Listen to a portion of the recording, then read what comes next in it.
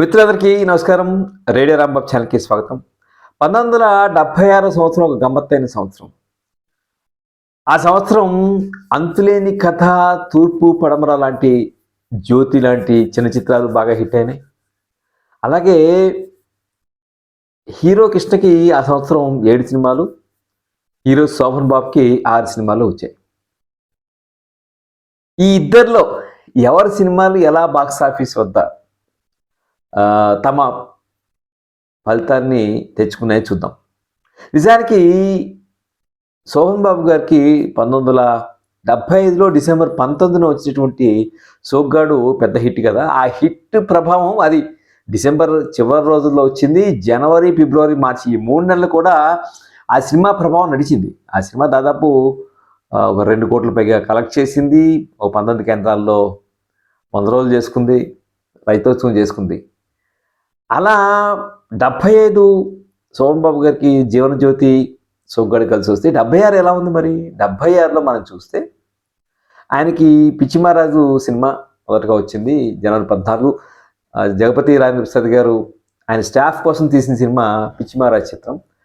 పిచ్చి మహారాజు నిజంగానే బట్ ఎందుకో అబోవ్ యావరేజ్గా నడిచింది. అంత ఫ్లాప్ అని చెప్పడానికి లేదు, పెద్ద హిట్ అని చెప్పడానికి లేదు. ఆ తర్వాత మళ్ళీ ఆయనకి ఇద్దరే వచ్చింది. ఫిబ్రవరి 20న వచ్చింది. ఫిబ్రవరి 20న ఈ ఇద్దరే చిత్రం దో యార్ అనేటువంటి ఒక హిందీ సినిమాకి తెలుగు రీమేక్ అనమాట. వి మధుసూదన్ గారు దర్శకత్వం వహించారు. చక్రవర్తి సంగీతం. అప్పట్లో ఒళ్ళంతా అయ్యారమే చిన్నదాన అనేటువంటి పాట రేడియోలో మారుమవుతూ ఉండేది. కృష్ణరాజును శోభన్ బాబు నటించారు, మంజుల హీరోయిన్. సినిమా ఇది హిట్ సినిమా, మంచి టాక్ తెచ్చుకుంది. కరీంనగర్లో మేము ఉన్నప్పుడు ఆ సినిమాకి చాలా రోజులు నడిచింది కరీంనగర్లో కూడా. మళ్ళీ ఆయన మార్చి 12 అంటే ఒకసారి దాంట్లో వెళ్ళే ముందర ఫిబ్రవరి 27న అంతులేని కథ వచ్చింది. అంతులేని కథ బాలచంద్ర గారి చిత్రం. అది కూడా తమిళ సినిమాని బ్రహ్మాండంగా రీమేక్ చేశారు. చాలా అద్భుతంగా ఆడినటువంటి సినిమా. మార్చిలో ఆయనకి 12న ప్రేమబంధం సినిమా, సచిత్ర వారి చిత్రం. ఈ సచిత్ర వాళ్ళే మళ్ళీ 77లో అడవిరాముడు సినిమా తీశారు. అది పెద్ద సరే ఒక కల్ట్ మూవీ. అలా అడవిరాముడు. ప్రేమబంధం కె విశ్వనాథ్ గారితో తీశారు. ప్రేమబంధం ఇంచుమించుగా జీవన జ్యోతి కొంచెం అదే క్యాస్ట్ కనిపిస్తుంది. శోభన్ బాబు, సత్యనారాయణ కొంచెం బ్రదర్స్, లేదంటే మళ్ళీ వాణిశ్రీ, అలాగే వాణిశ్రీ జయప్రద హీరోయిన్స్, కనకాల దేవదాస్ లాంటి అతను విలను, వీళ్ళందరూ ఉన్నటువంటి సినిమా. అందులో ఒక పాట బాగుంటుంది. చేరేదెట్టకో తెలిసి చేరువ కాలేమని తెలిసి చెరిసేకమైన మెందుకో అనేటువంటి తెలిసి తెలిసి తెలిసి అనేటువంటి వేటుగా అద్భుతమైనటువంటి పాట మహాదేవన్ గారు చూపించేశారు. ఇది యాజ్ ఎ మూవీ ఆ సంవత్సరం వచ్చిన ఆయన సినిమా చూసినప్పుడు ఈ సినిమా నాకు ఎందుకు బాగానే ఉంది అనిపించింది. కానీ ఇది కూడా బాక్స్ ఆఫీస్ వద్ద అబోవ్ యావరేజ్, ఫ్లాప్ అని చెప్పలేం కానీ అబోవ్ యావరేజ్. అంటే ఇద్దరే అంత హిట్ మాత్రం కాదు. ఇది మార్చి. అప్పుడే ఆరాధన, ఎన్టీఆర్ ఆరాధన వచ్చింది. అది అద్భుతంగా గీత్ సినిమాని తెలుగు తీశారు. అద్భుతంగా ఆడి మహమ్మద్ రఫీ పాటలతోటి 175 రోజులు నడిచిన సినిమా. ఇంచుమించుగా 2 దగ్గరే, మార్చి 10, మార్చి 12. తర్వాత మళ్ళీ ఏప్రిల్, మే, జూన్ 3 నెలలు లేని సినిమాలు లేవు ఆయనవి. జూలై 29 రాజు వెడలే సినిమా వచ్చింది. తాతినేని రామారావు దర్శకత్వం వహించారు. Manjula I think Jayasudha heroine, Atluri Purnachandrarao నిర్మాత. రాజు వెడలే రభసకు అనేటువంటి పాట ఆ రోజుల్లో బాగా హిట్.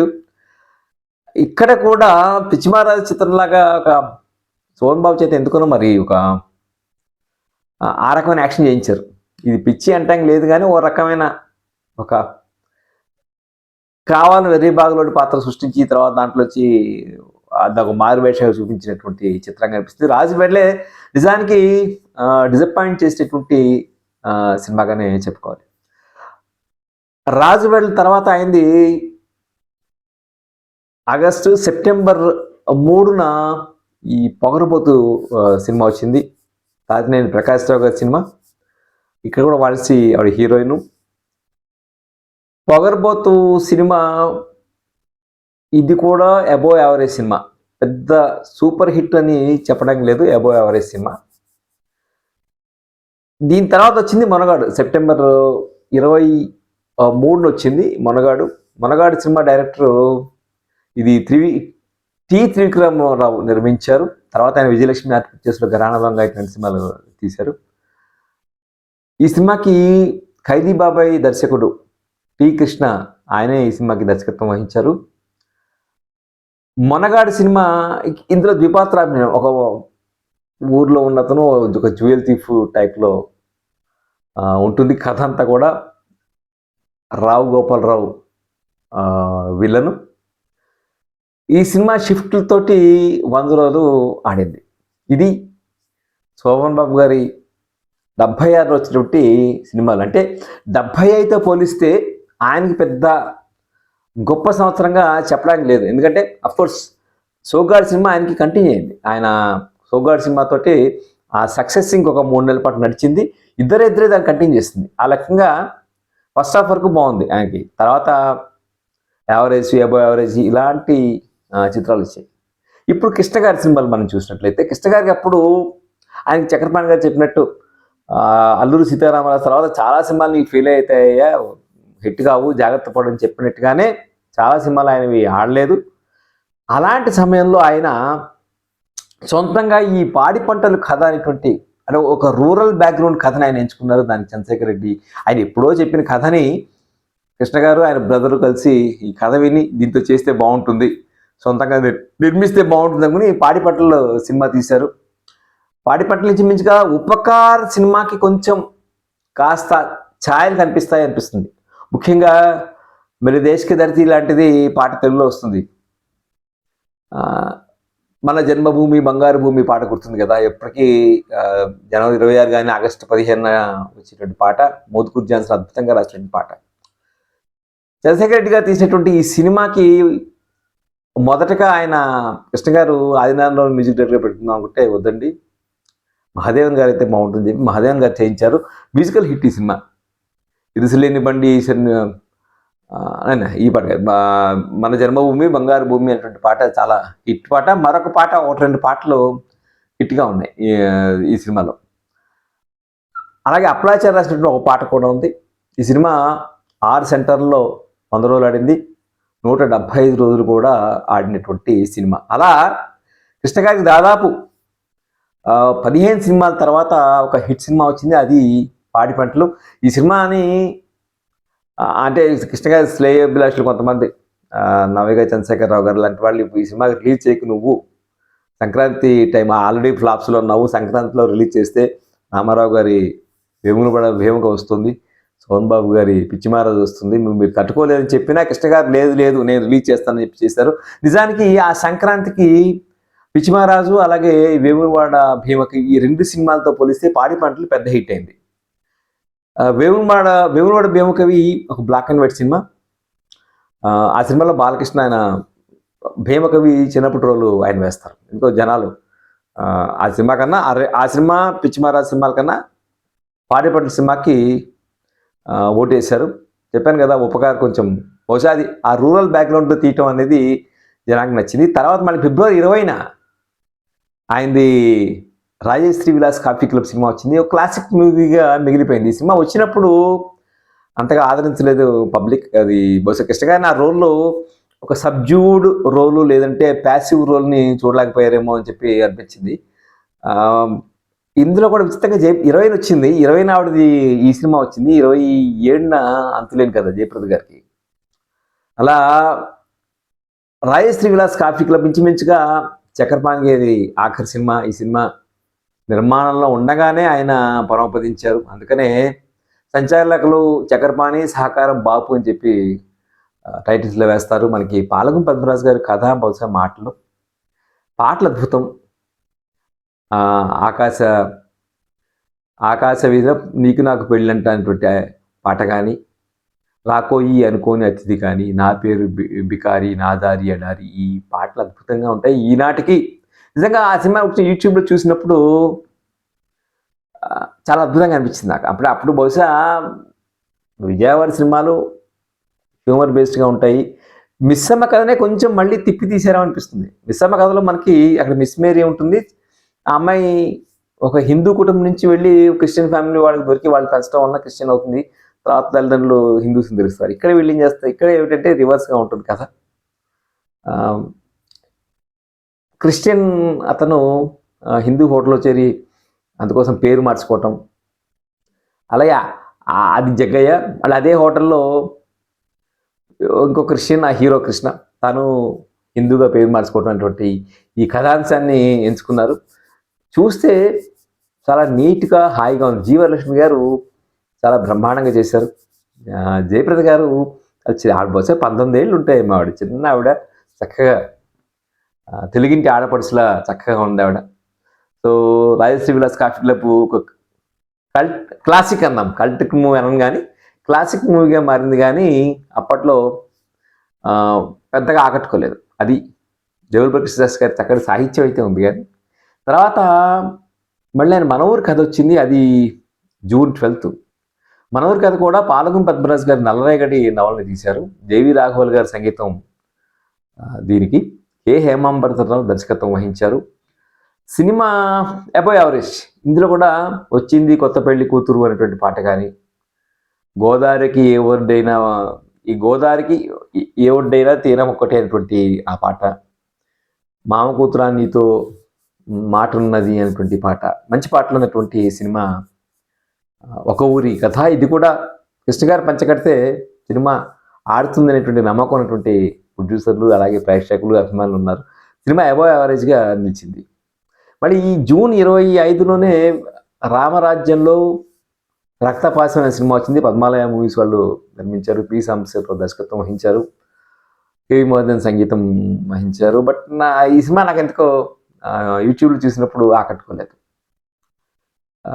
బహుశా అప్పట్లో ఒక మాస్ సినిమా, ఇవన్నీ దొంగతనాలు ఇవన్నీ ఉన్నాయి. కానీ రావుగోపాల్ కృష్ణ గారి సినిమాల్లో కానీ, 76లో వచ్చిన సినిమాల్లో, సోమన్ బాబు గారి సినిమాల్లో కానీ రావు గోపాలరావు గారు, సత్యనారాయణ వీళ్ళిద్దరే ప్రధానమైన విలన్స్. అప్పటికి ఐ థింక్ నాగభూషణం గారు స్లోగా ఫేడ్ అవుట్ అయిపోతున్నాడు. అంతకుముందు వరకు 70లో నాగభూషణం మెయిన్ విలన్గా ఉంటే, ఈ సినిమాలకు వచ్చేటప్పటికి 76లో ఈ సినిమాలు చూస్తే ఎక్కువగా సత్యనారాయణ, ఆల్టర్నేట్గా రావు గోపాలరావు కనిపించారు. అలాగే సోమన్ బాబు గారి సినిమాలో ఎక్కువగా రాజబాబు ఉన్నాడు ఆయన. అది సో రామరాజ్యంలో రక్తపాతం ఒరిజినల్ టైటిల్ అయితే, అప్పుడు ఎమర్జెన్సీ కాలంలో సెన్సార్ అబ్జెక్షన్స్ వల్ల దాన్ని రక్తపాతం కింద మార్చారు. విజయ నిర్మల ఆవిడ heroine. Cinema average to above average. ఇది కూడా అంతే, గొప్పగా ఇదేమి ఆడలేదు. మళ్ళీ జూలై లేదు, మళ్ళీ ఆయనకి సెప్టెంబర్లో కొల్లేటి కాపురం వచ్చింది. సెప్టెంబర్ 15 కొల్లేటి కాపురం కృష్ణ గారి సినిమాలో ఒక ఎక్స్పెరిమెంటల్ మూవీ కింద లెక్క. తిలక్ గారి సినిమా అనగానే జనరల్గా అనుపమ మూవీస్ అనుకుంటాం, కానీ కాదు. ఇది గుమ్మడి శ్రీమన్నారాయణ అని అక్కడ కొల్లేరు సరస్సు లేదంటే కొల్లేరు ప్రాంతం ఆయన తీశారు ఈ సినిమాని. తిలక్ గారు దర్శకత్వం వహించారు. పెండియాల అద్భుతమైన మ్యూజిక్ ఇచ్చారు. ఇక్కడ కూడా ఇద్దరమే మనమిద్దరమే అనేటువంటి పాట కానీ, ఒక బుర్రకథ లాంటి పాట కానీ, మంచి మ్యూజిక్ ఉన్నటువంటి సినిమా. ప్రభా హీరోయిన్. అంటే ప్యూర్ కొల్లేరులోనే దాదాపు ఒక 25-30 రోజులు ఉండి షూటింగ్ చేశారు. ఆ కొల్లేటి అందాలన్నీ కూడా ఈ సినిమాలో మనకు కనిపిస్తాయి. ఇది కూడా బాక్సాఫీస్ వద్ద యావరేజ్గా నిలిచింది. ఈ సినిమాలో ప్రీమియర్ అంటాం కదా, ఇప్పుడు ప్రీమియర్ షోలాగా అప్పట్లో ఢిల్లీలో తెలుగు అసోసియేషన్ వాళ్ళు ఈ సినిమాని రిలీజ్ ముందరే అక్కడి వాళ్ళకి బహుశా ప్రదర్శించారు. ఇది కొల్లేటి కాపురం. కొల్లేటి కాపురం తర్వాత కృష్ణ గారి మంచి హిట్ వచ్చింది. మళ్ళీ అక్టోబర్ 29న విడుదలైనటువంటి భలే దొంగలు చోర్ మచాయ్ షోర్ అనేటువంటి హిందీ సినిమాని తెలుగులో తీశారు. సత్యం మ్యూజిక్ చేశారు. కేసర్ దాస్ సంగీతం దర్శకత్వం చేశారు. కేసర్ దాస్ దర్శకత్వం వహించారు, సత్యం సంగీతం చేశారు. ఇందులో కూడా ఇంచుమించుగా అవే పాటలు తెలుగులో సాగిపోరా అనేటువంటి పాటలు ఉన్నాయి కొన్ని. అలాంటి పాటలే ఇక్కడ కూడా పెట్టారు. మంజుల హీరోయిన్. ఇది గొప్ప సినిమా అంటే ఒకే కొంచెం పాత సినిమాల్లో షోలే ఛాయలు కనిపిస్తాయి. ఒక ఊరిని కాపాడటం, దొంగల మీద గుర్రాల మీద దొంగలు రావటం, సేవ్ చేయటం అనేటువంటి కాన్సెప్ట్ తోటి ఈ సినిమా కనిపిస్తుంది. కానీ కమర్షియల్గా నిలబడినటువంటి సినిమా. అంటే అఫ్కోర్స్ షిఫ్ట్ల మీద 100 రోజులు ఆడింది. బట్ అలాంటి సినిమా షిఫ్ట్ల మీద ఆడటం కూడా కష్టంగా. ఈ సినిమా నిజానికి మోహన్ బాబుకి ఆయన మంచి పేరు వచ్చింది. చిక్కర్ మే రక్క అనేటువంటి ఒక ఊత పదం, ఆయన ఇట్లా చెప్తే చిక్కర్ మే రక్క అనేటువంటి ఒక ఊత పదాన్ని ఆ రకమైన మేనేజ్తో చెప్తారు. అది బాగా పాపులర్ అయింది. సో ఒక విధంగా కృష్ణ గారి కెరీర్లో మనం చూస్తే ఫస్ట్ సినిమా పాడిపంటలు ఈ సంవత్సరంలో బాగా హిట్ అయితే ఆ తర్వాత మళ్ళీ భలే దొంగలు అది బ్లాక్ బస్టర్ అనుకుంటే ఇది హిట్ సూపర్ హిట్ కేటగిరీ కింద మనం వేసుకోవచ్చు. తర్వాత లాస్ట్ సినిమా ఆయనకి November 26న దేవుడే గెలిచాడు సినిమా విజయనిర్మల్ గారు దర్శకత్వం వహించారు. ఇది ఒక మలయాళం రీమేక్. ఆత్మలు కోరికలు తీరకపోతే ఇంకొక శరీరంలో ప్రవేశించి కోరికలు తీర్చుకుంటాయి అనేటువంటి ఒక సైకలాజికల్ లేదంటే ఒక సైకో థ్రిల్లర్ లాంటిది. పూర్తిగా ఇది దీన్ని భయానకమైన సినిమా అని చెప్పలేం కానీ కొంచెం ఆ రకంగా ఉంటుంది. రమేష్ నాయుడు అద్భుతమైన మ్యూజిక్ ఇచ్చారు, చాలా బాగుంటాయి. రజనీ అనే ఒక పాట వస్తుంది, విజయ్ అని ఒక పాట వస్తుంది. అది రమేష్ నాయుడు ఆ రోజుల్లో రేడియోలో బాగా వినిపించేటువంటి పాట. ఇంకొక పాట ఉంది. ఈ పాటలకు ఒక విధంగా మంచి సినిమా, కానీ ఈ సినిమా యూట్యూబ్లో అందుబాటులో లేదు, ఎందుకనో మరి ఎవరు అప్లోడ్ చేయలేదు. బట్ ఇది ఎబో యావరేజ్ కింద లెక్కేసుకోవాలి. మంచి తుఫాన్ టైంలో వచ్చినటువంటి సినిమాగా నేను చెప్తారు కృష్ణ గారు. అప్పుడు ఆయనే ఆమె పర్సనల్గా ఆ ప్రింట్స్ అన్ని థియేటర్లకి అందజేశారనేటువంటి ఒక కథనం ఉంది. దాన్ని నిజమని చెప్పి నేను చెప్పలేకపోతున్నాను. కానీ తుఫాన్ టైంలో వచ్చినటువంటి సినిమాగా దేవుడే గెలిచాడు. హిట్టా కాదా అనేది ఎబో యావరేజ్. ఆ సినిమా అంటే అప్పుడు వర్షాలు ఉన్నప్పుడు సినిమాలో చూస్తారు కాబట్టి దాన్ని చెప్పలేం. కానీ ఇది 76లో వచ్చేటువంటి అటు సోహన్ బాబు గారి సినిమాలు, కృష్ణ గారి సినిమాలు. సోహన్ బాబు గారికి 75 అద్భుతమైనటువంటి సంవత్సరంగా మిగిలిపోతే దాని కొనసాగింపు 76 అంత అద్భుతంగా లేదు ఆయనకి ఏమి. అలాగే కృష్ణ గారికి 75 నిరాశాజనకంగా ఉంటే 76 ఆయనకి కొంచెం ఊపిరిచ్చింది. ఇది దీన్ని బట్టి మనము 76 ఎవరికి లైఫ్ ఇచ్చిందని చెప్పి ఆలోచించుకోవచ్చు. మరొక సందర్భంలో 77లో ఈ ఇరువురు హీరోల సినిమాలు ఎలా ఉన్నాయని ముచ్చరించుకుందాం. అలాగే ఇదే 76లో ఎన్టీఆర్ సినిమాలు ఎన్ని వచ్చాయి, అలాగే అక్కినేని సినిమాలు ఎన్ని వచ్చాయి, అవి ఏ విధంగా తలపడ్డాయి అనేది మరో సందర్భంలో తెలుసుకుందాం. 76 సంబంధించి నాకు అనిపించింది ఏంటంటే హీరో కృష్ణ కొంచెం పై చేయి, ఎందుకంటే పాడి పంటల్లో ఒక అద్భుతమైనటువంటి హిట్టు, తర్వాత భలే దొంగలు ఒక హిట్టు, ఒక బ్లాక్ బస్టర్ ఒక హిట్ అయితే సోహన్ బాబు గారికి ఇద్దరే పెద్ద హిట్టు. సో మనగాడు హిట్టు. సో మిగిలిన సినిమాలన్నీ కొంచెం ఓ మోస్తరుగా నడిచినటువంటి సందర్భం. ఇది కృష్ణ గారి అభిమానులైనా సోహన్ బాబు గారి అభిమానులైనా మీకేమనిపిస్తుందో తప్పకుండా ఈ వీడియో చూసి కామెంట్ చేయండి. ఈ వీడియో మీకు నచ్చితే లైక్ చేయండి, నచ్చకపోతే ఎందుకు నచ్చలేదు చెప్పండి. So thank you very much. మళ్ళీ మరొక వీడియోలో మిమ్మల్ని కలుసుకుంటాను. అందరికీ సెలవు, నమస్తే.